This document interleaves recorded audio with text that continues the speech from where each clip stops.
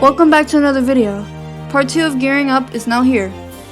Now keep in mind that this is based on my knowledge of gearing up from these 7 months, just like stated in the first video of credit grinding. So I will be making sure that I will find more things to tell you from what I've found.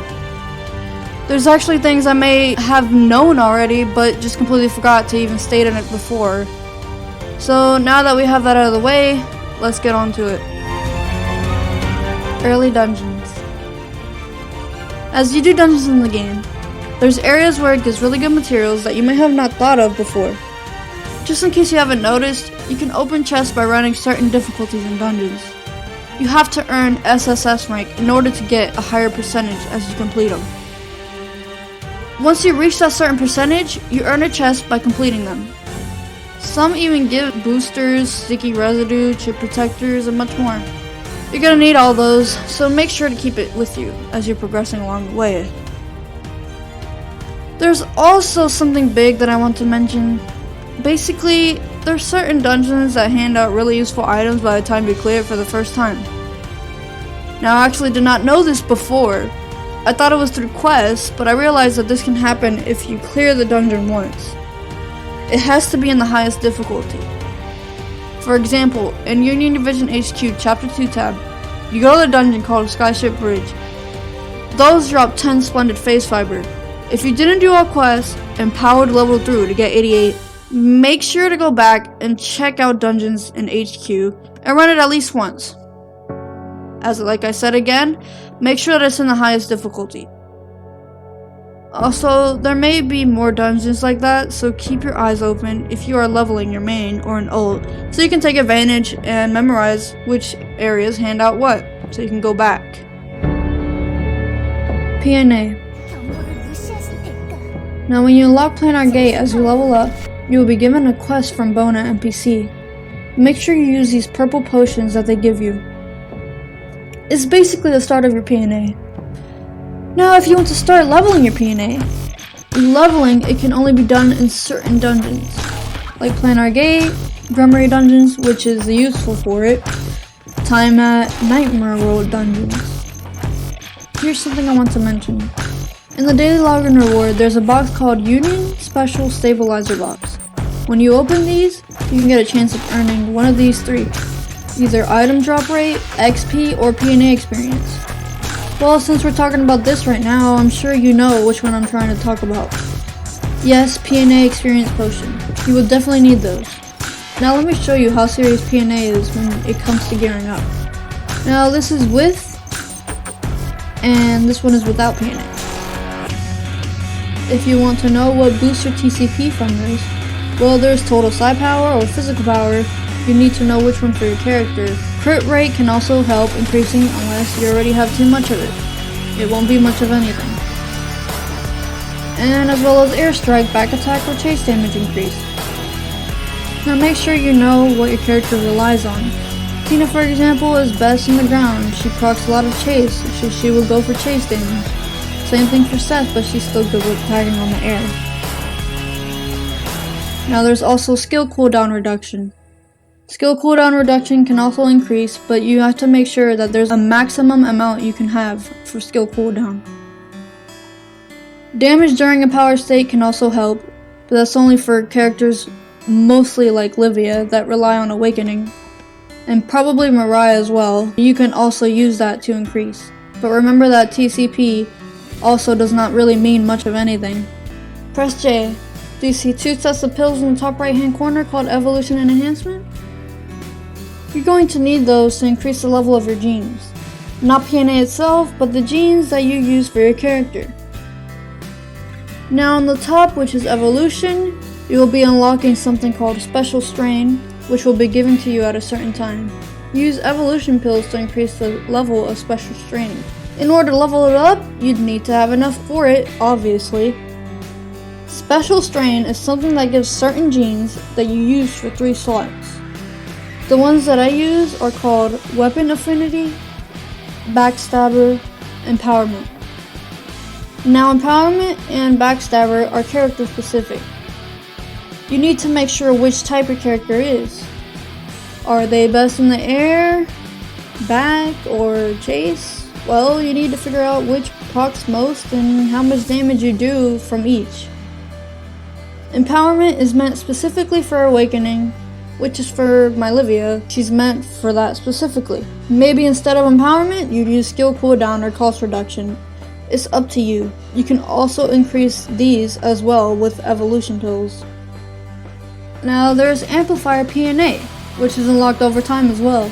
The thing about this one is, you can't just put random amplifier buffs in random slots.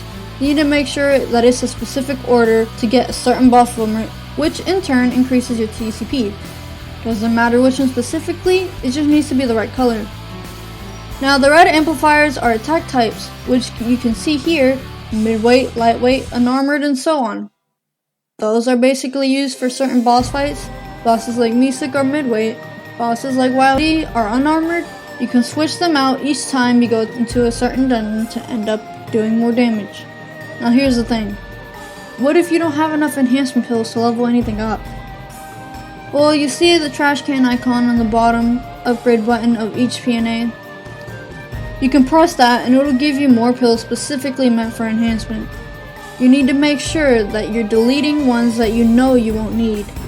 Now my advice is to not discard any of your red amplifier genes, since those are going to be needed for any boss fight that you're going to come across. What I do is, I switch up between amplifiers before entering the dungeon, so I can end up doing more damage to the boss. Keep in mind that you cannot change it while in dungeon. For example, like Untouchable is heavyweight while the maid transitions to lightweight. Kinda makes sense if you think about it. When I go there, I make sure to have one lightweight since the maid is there most of the time. Now how do you exactly find out which is which? Well, on the left of the boss's health bar, you'll see a colored icon, and these small icons determine which type of armor each boss has. Here's a screenshot as an example. Now for the different types of colors, here's a list of each so you'll know which one is which. Now here's the thing. What if you think that maybe the pills that you use for PNA is too expensive, or the credits that you're spending for PNA is too much? Well, for a perfect PNA evolution kit, you can craft that in Code Fusion, and you'd need 300k credits and 60 warp fragments. This basically increases your chance of upgrading. It also decreases the amount you'd need to use for credits, and it also decreases the amount you'd need to use for the pills as well. So if you are having trouble upgrading, and if you don't want to spend so many credits, and if you think the percentages is too low, and if you don't want to use too many pills, then that's the best option. Not only does it decrease the credits, but it really brings it down to 0. So that means you'll be upgrading these for free. Crafting buffs. Now there's certain buffs that I have not mentioned yet. All you'd need to do is get a certain amount of warp fragments and credits. A buff that I used, which is a 10-day Union Elite Training Course ticket, you would need 10 million credits and as well as 300 warp fragments, which is earned by completing any dungeon. This buff gives benefits like extra run, which does not stack, self-skill training, which means you can edit your skill by removing skill points from a skill for free, character fatigue, or stamina as people may know, increased to plus 30, and physical psi crit rate plus 10%. There's also something else, which is called Enhancement buff benefit, which increases your chance of enhancing by using vaccines. Keep in mind it only works when using these items, which is vaccines, not without them. It prevents gear from destruction, contamination, and reset from failures of all enhancement levels. It's always best to use this when you have a weapon that is 14 or higher.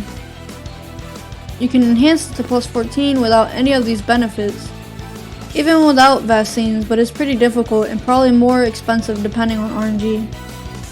So if you want to be safe, then it's best to use vaccines with enhancing to plus 14.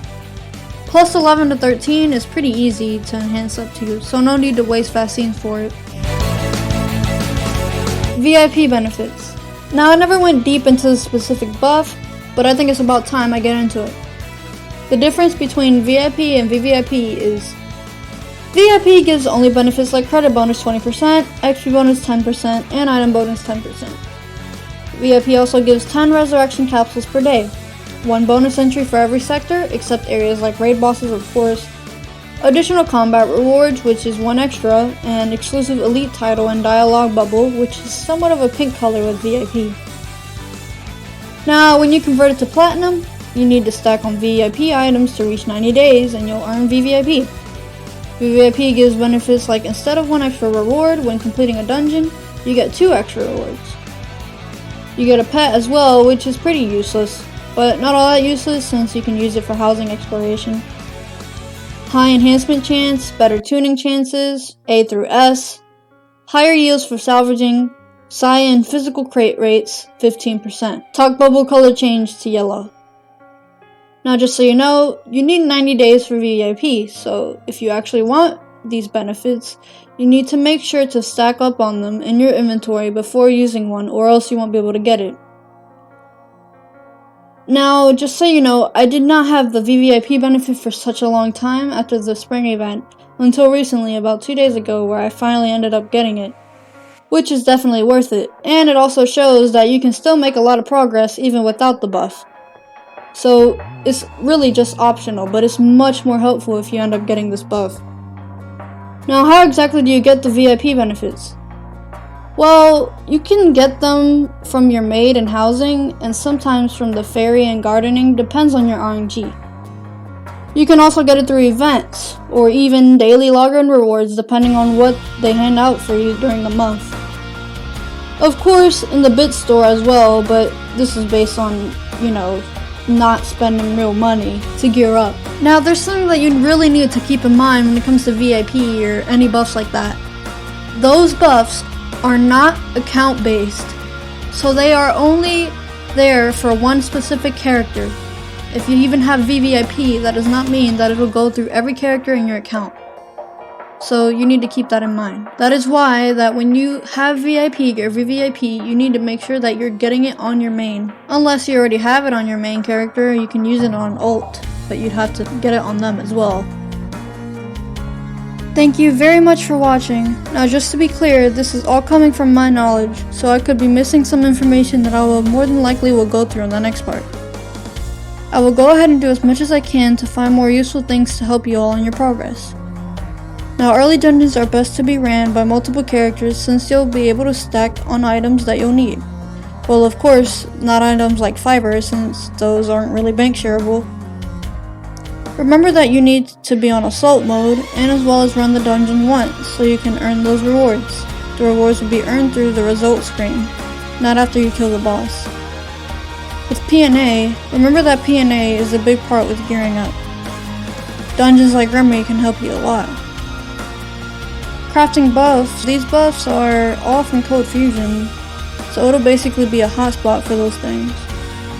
Remember that they do not stack, nor the extra runs stack with VIP. Remember that VIP is a character based, not shared in your account. Thank you very much for watching and have a safe rest of the week. I will see you eventually on the next one.